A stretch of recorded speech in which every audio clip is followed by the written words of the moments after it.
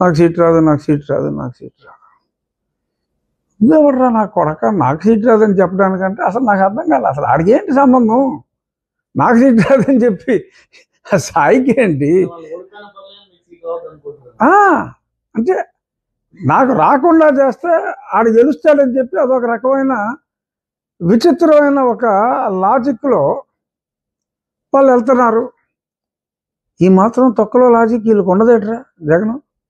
ఈ మాత్రం లాజిక్ చంద్రబాబు నాయుడు గారికి, పవన్ కళ్యాణ్ గారికి, భారతీయ జనతా పార్టీకి అర్థం కదా? నీకున్న లాజిక్ ఏదో పిచ్చి ప్రయత్నం. ఇలాగా ఇంకా ఏదో జగన్మోహన్ రెడ్డి గారికి చాలా పట్టు ఉంది. పట్టు లేకపోతే ఆ సీటు భారతీయ జనతా పార్టీ ఎందుకు తీసుకుంటుంది? తీసుకోండి, సిట్టింగ్ ఎంపీని కాదని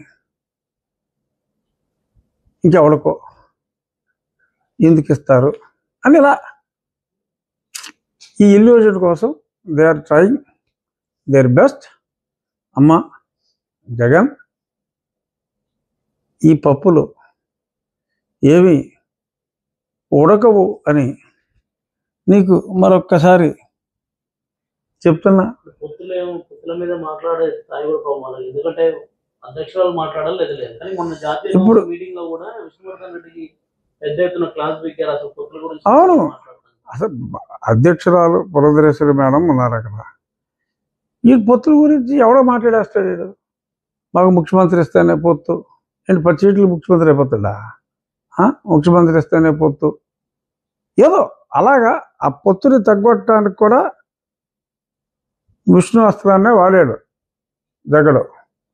మళ్ళీ నన్ను ఎక్కడ కన్సిడర్ చేస్తారో అన్న భయంతో కూడా మళ్ళీ ఇదే అస్త్రాన్ని మళ్ళీ వాడుతున్నారు.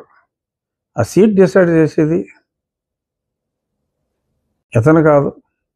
ఆ సీట్ డిసైడ్ చేసేది రాష్ట్ర అధ్యక్షురాలు, దేశ అధ్యక్షుడు, ఆ పార్టీకి దేశ అధ్యక్షుడు, ఇంకా ఇతరులు.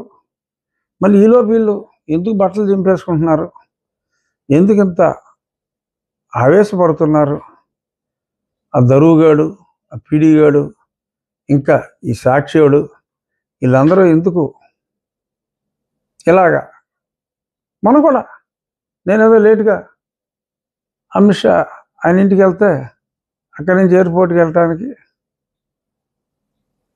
రఘురామకృష్ణరాజు గెట్ అవుట్ అంటే ఒక ఫీలింగ్లో వాళ్ళు ఉన్నట్టు, ఏదో అమిత్ షా గారు అక్కడి నుంచి చూసి రానొకరా అని చెప్పి అన్నట్టు దాన్ని టీవీ 9 కూడా క్యారీ చేసేట ఒక్కగాడు. వీళ్ళంతా బ్లూ నా కొడుకులు.